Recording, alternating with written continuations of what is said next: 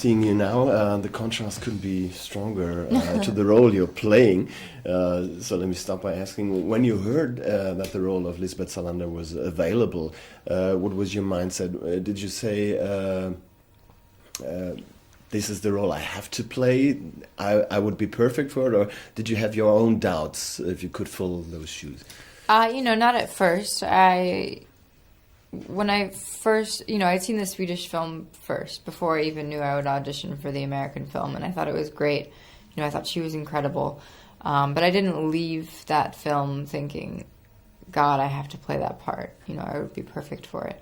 And then, when I knew that David was going to be directing the American film, I had auditioned once, and I knew I would be screen testing, so I went and I read all 3 books. And after I'd read all 3 books, then I felt like I had to play the part. I felt like I really could see who this girl was and knew what to do with her, and I felt like I had to do it. Still, the casting process took a lot of time. Did you think that even the stress of this was part of the preparation for the role to get you in the right mood? I don't think that was the impetus for the long audition process, but I think certainly it was very helpful. I had 2.5 months to start getting into character. The 2.5 months was of that auditioning, yeah. Yeah.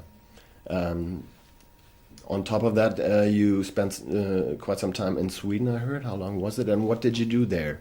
I don't know exactly how long it was, maybe a month and a half before we started shooting there. I just did all of my training there. I did kickboxing, the motorcycle riding, the dialect training, some skateboarding, my own sort of research and stuff like that.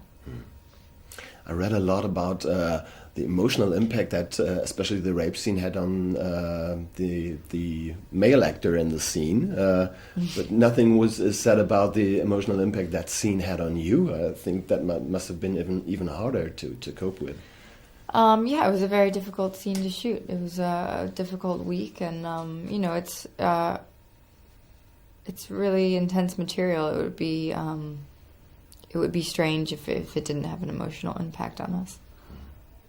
Still, Lisbeth Salander is one of the strongest female characters to come along in quite some time. Still, you were warned about the possible danger of being typecast. I don't know if it was David Fincher. I think he said this might be a career-defining role, so you might get stuck to it. Were you worried about that? A little bit, but not really. This is such a unique character, and there's really no one else like her. And I think because, visually she's so different, I'm just not that worried about it. Maybe I'm wrong, but I don't know. I'm just not that worried about it. In the ending, David Fincher changed a little bit about the character. He made Lisbeth Salander a little bit more accessible, emotionally open. Did you like that change from the original? Because I think it's not in the book. It is in the book. Yeah, it's not in the Swedish movie, but it is in the book. And, actually, someone said that yesterday.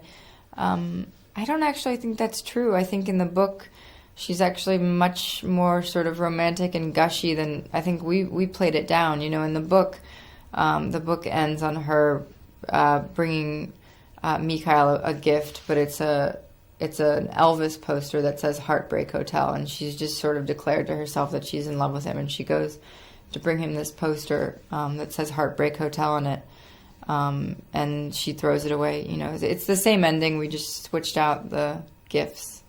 So, I don't think that we softened her. I think actually we toned it down from the book, but that's definitely in the book. Mm-hmm. Now, as far as I know, it's not yet decided if the trilogy will be completed as movies, but I suppose the company has already secured that you would be on board if it came to that, so there is hope that we might see you again as Lisbeth Salander. Yeah, I hope so, yeah.